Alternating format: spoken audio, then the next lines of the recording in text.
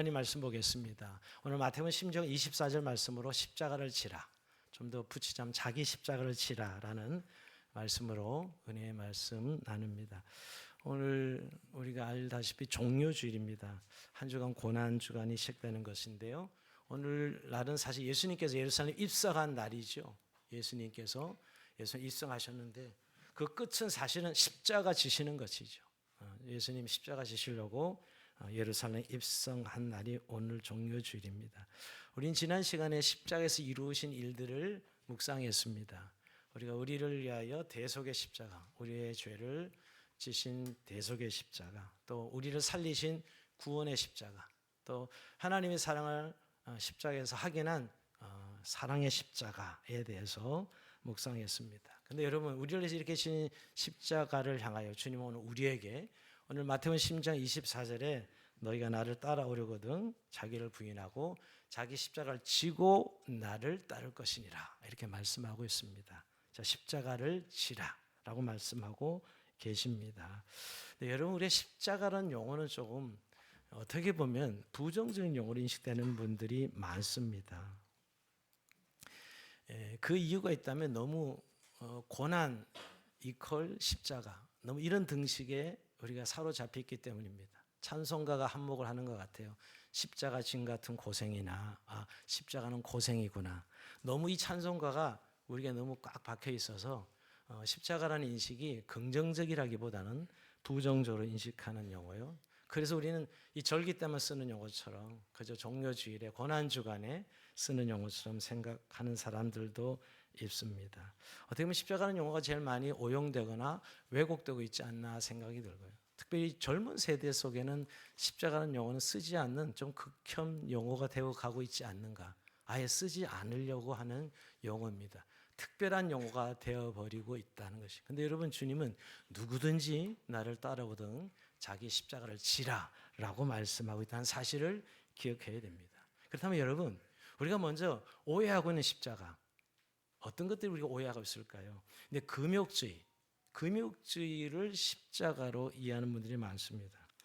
우리 중에도 그런 분들 계실 텐데요. 내가 사순절 동안 TV 좀 적게 보고 또 쾌락을 자제하고 좋아하는 것도 끊고 또 열심히 있는 분들은 금식도 하고 좋은 일이죠. 귀한 일입니다. 하지만 이런 행동들이 곧 십자가는 아닙니다.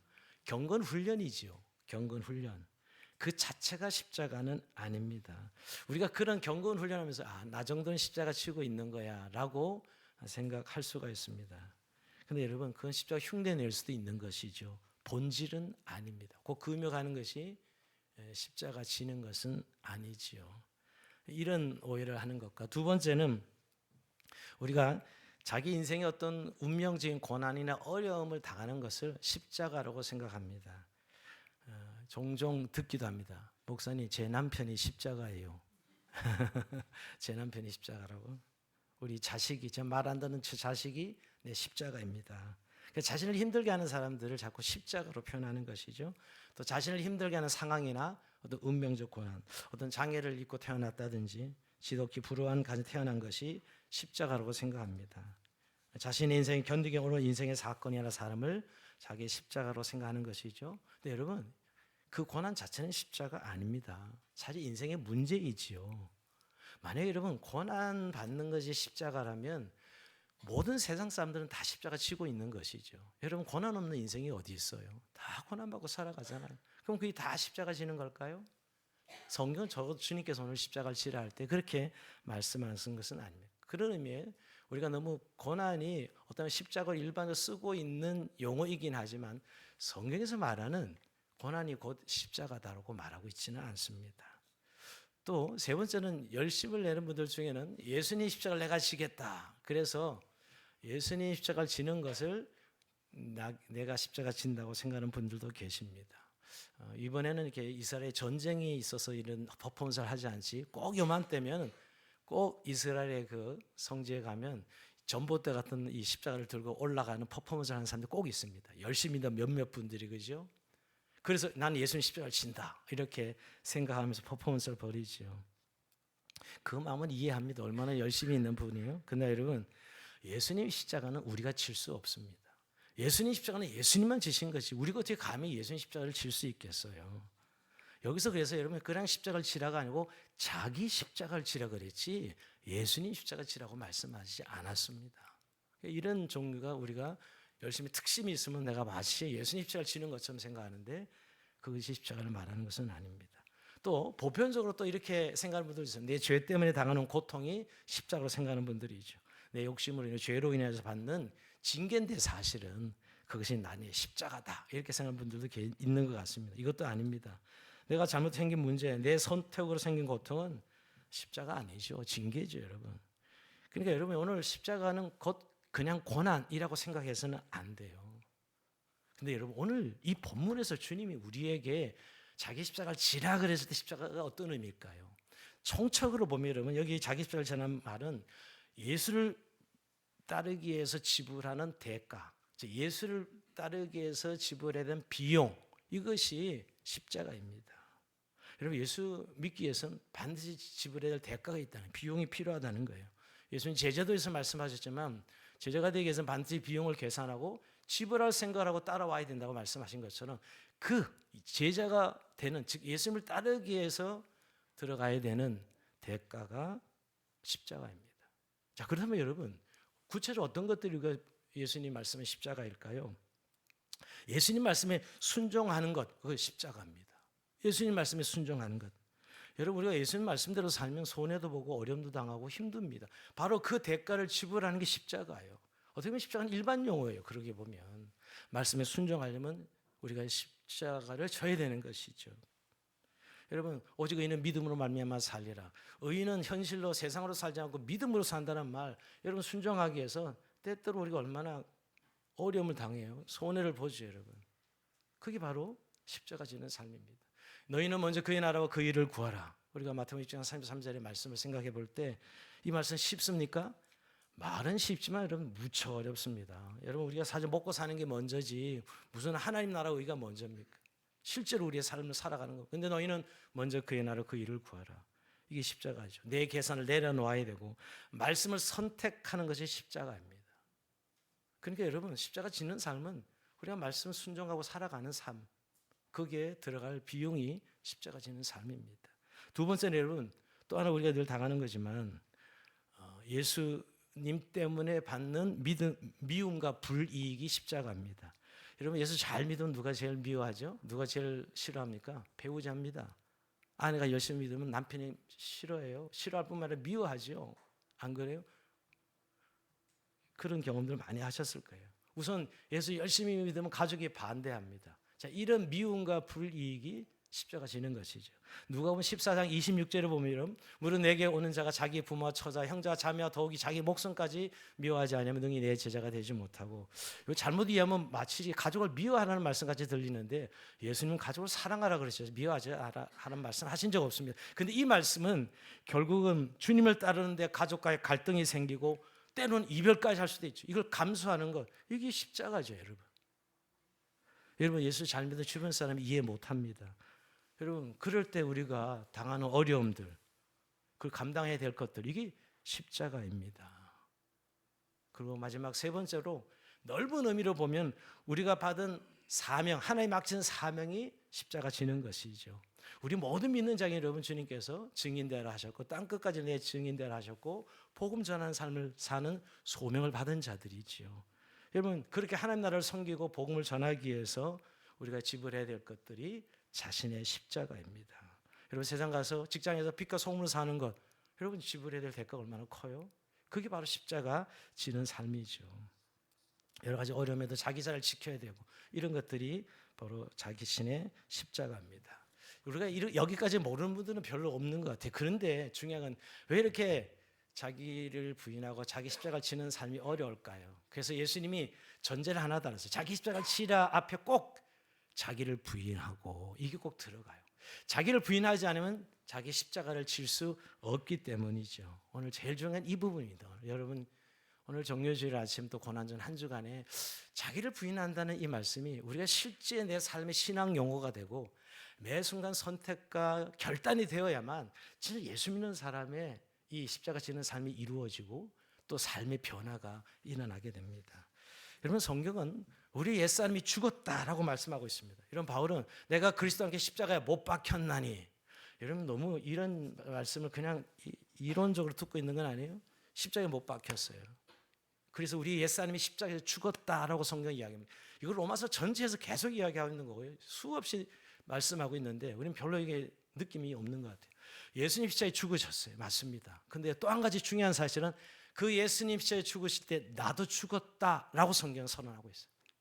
우리가 많은 예수님이 나를 위해 십자가에 죽으셨다 믿고 막 박수 치고 좋아하지만 나도 그 십자가에 죽었다? 이건 특별히 인정하고 싶지 않는 것 같아요. 여기에서 문제가 되는 거죠. 자기를 부인하라는 말씀, 이 말씀이거든요. 십자가에 나도 죽었어요. 십자가에 죽은 나, 그 죽은 나는 예자죠. 이렇게 멀쩡히 살았는데 왜 죽었다 그러지? 근데 예자는 죽었다고 성경은 이야기하고 있습니다. 옛사람이 예수님과 함께 십자가에 죽었다는 것이죠. 근데 이게 왜 중요하냐면 여러분, 바로 죽었다는 사실을 아는 사람만이 부인할 수 있는 거예요. 자기를 부인하고, 우리가 사실은 옛사람이 죽어서 이제 더 이상 그 분복도 없고 그 옛사람에서 아무런 기업도 없고 우리가 관계할 이유가 없습니다.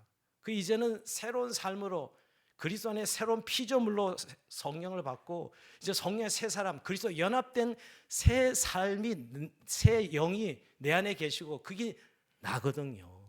그러기에 오늘 옛사람의 모습을 날마다 부인하는 삶이 되어야만 오늘 우리가 자기 십자가를 질 수 있는 것이지요. 여러분, 허물과 죄로 죽은 옛사람, 더 이상 이제 제 종로로 타지 않도록 주님께서 이렇게 하셨는데, 문제는 그렇게 되지 않은 이유가 무엇입니까? 자기를 부인하지 않기 때문이에요. 여러분, 우리가 분명히 옛사람이 십자가에 죽어서 우리에게 구원을 이루셨지만 여전히 우리의 본성, 우리의 자아는 내 안에 살아 있습니다. 죄 지을 욕망도 우리에게 있고 우리의 감정도 그대로 있고 그럽니다. 그러니까 자꾸 죽었다는데 왜 나는 그대로이지? 왜냐하면 내 감정이 나라고 생각하기 때문에 자꾸 뭐 죽었다고 선언하지만 별로 난 죽었던 느낌이 안 드는 거예요. 그래서 다시 옛사람을 대로 살아가는 것이죠. 여러분, 그러니까 내 감정, 내 생각, 내 욕망을 자꾸 나라고 믿고 있는 것이죠. 이미 십자가에서 주님이 이루어 놓으셨는데, 옛사람은 십자가에 죽었다고 선언했는데도 자꾸 지금 살아있는 내 감정과 내 생각, 이런 것들이 나라고 생각하는 것이에요. 자, 여기서 여러분, 우리가 나를 의식하는데 우리가 육신에 묶여있는 이 부분이 있다는 거예요. 그래서 늘 육신의 종로로 사는 삶을 살아가고 있는 것이죠. 한마디로 내가 먹고 마시고 느끼는 거, 이것이 자꾸 나라고 생각하는 거예요. 내가 과거에 경험한 나라고 생각하는 것인데, 여러분, 그 옛자는 십자가에서 죽었어요. 그럼 나는 지금 현재 뭐예요? 새로운 자, 예수님과 함께 살아가는, 성령으로 함께 살아가는, 정말 그리스도 안에 새로운 피조물이라는, 그리스도와 함께 연합된 삶이 나예요. 그 나를 붙들어야 되는데 우리는 자꾸 죽은 옛자를 다시 붙들고 살아가는 것이죠. 이게 자기 부인이에요. 그래서 우리는 순간순간 결단해야 돼요. 선택해야 되는 거예요. 그냥 가만히 아는 것으로, 난 옛자가 죽었어, 그런다고 우리가 자기 부인이 되는 것은 아닙니다. 그러면 주님께서 굳이 십자가를 지라 그럴 때 나를, 자기를 부인하라 하실 이유가 없지요.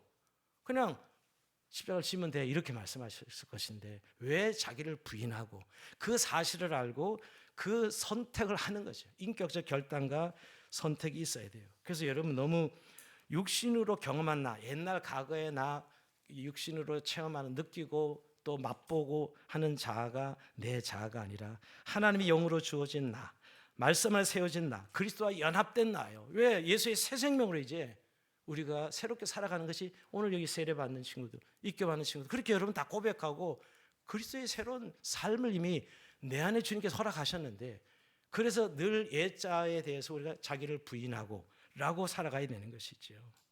인격적 결단과 순종이 필요합니다. 여기 좀 어렵게 느껴지는 분들 같아요. 성령께서 우리 옛사람을 십자가에 못 박는 역할을 하셨습니다. 근데 내 자는 인격적으로 내가 결단해야 돼요. 순종해야 되는 것이죠. 여러분, 성령은 인격적인 분이기 때문에 내 동의 없이는 안 돼요. 그러니까 그렇게 선택하고 결정하고 나를 부인하는 그것은 내가 해야 되는 것이에요. 그래야 자기 십자가를 질 수 있는 것이지요. 우리 안에 여러분 자기 애가 있어요. 자기 애. 나는 이 정도는 괜찮은 사람이야. 이렇게 생각하면 절대 자기 부인 못합니다. 바울같이 위대한 사람이 어디 있어요? 배운 분도 그렇고 정말 종교성 하면 뭐 종교의 그가 대가 아닙니까? 그런데도 그는 내 속에 선한 것이 없습니다 라고 이렇게 고백했어요. 예수님을 만나고 나서. 여러분, 자기에 대해서 절망하는 것이죠. 그래야 자기 부인이 될 수 있는 거예요.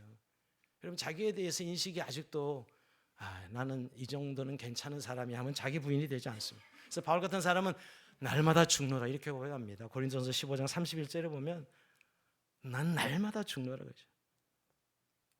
즉 나도 옛사람이 십자가에 못 박히면서 그리스도께 나를 위해 행하신 일에 대해서 인정하는, 그게 바로 자기 부인입니다. 너무 이 자기 부인한 용어를 율법적인 이해로 한다든지 윤리적으로 이해하면 이해가 안 돼요. 이게 영적인 사건이잖아요. 내 안에 그리스도의 새로운 영으로 거듭났듯이 우리가 예자는 내 것이 아닌 것을 인정하고 새 것을 선택하는 것. 이렇게 결국이죠. 내 생각, 주님의 생각. 그때 주님의 생각을 선택하는, 이게 자기 부인이죠. 내 인생에 내가 주인이냐 하나님 주인이, 하나님이 주인인 걸 선택하는 것이죠. 여러분, 이게 바로 자기를 부인하는 것이에요. 너무 자기 부인을 불교적인 이해하는 분들 꽤 많더라고요. 비워내야 된다 생각하는데, 오늘도 우리가 자기 부인이, 이번 그림 작가 전시회 이렇게 주제인데, 제가 여러분 그 빌립보서 2장 8절에 자기를 비워 종의 형체를 가졌다는 것은 하나님 뜻에 순종하기 위해서, 예수님 육체로는 고난받기 싫잖아요. 그러잖아요. 그런데 십자가를 선택하신 거잖아요. 하나님 뜻을 선택하는, 이게 자기 부인이에요. 불교적 용어는 자기 참고 끝까지 뭘 이렇게 비워내는 것을 말하지만, 우리의 오늘 자기 부인은 하나님 뜻으로 채우는 것이죠. 내 생각이 하나님의 생각으로, 내 결정이 아니라 하나님의 방식으로, 이게 오늘 자기를 부인하는 것이지요. 여러분, 오늘도 자기를 내려놓고 자기를 부인한다는 말을 실제 성령께서 여러분 안에 도와주셔서 정말 내 인생에 내가 주인이 아니라 하나님이 주인이시고 내 뜻이 하나님 뜻으로 자기를 부인하는 은혜가 있기를 주의 이름으로 축복합니다. 이 부인이 되면 자기 십자가는 지는 것이죠, 여러분.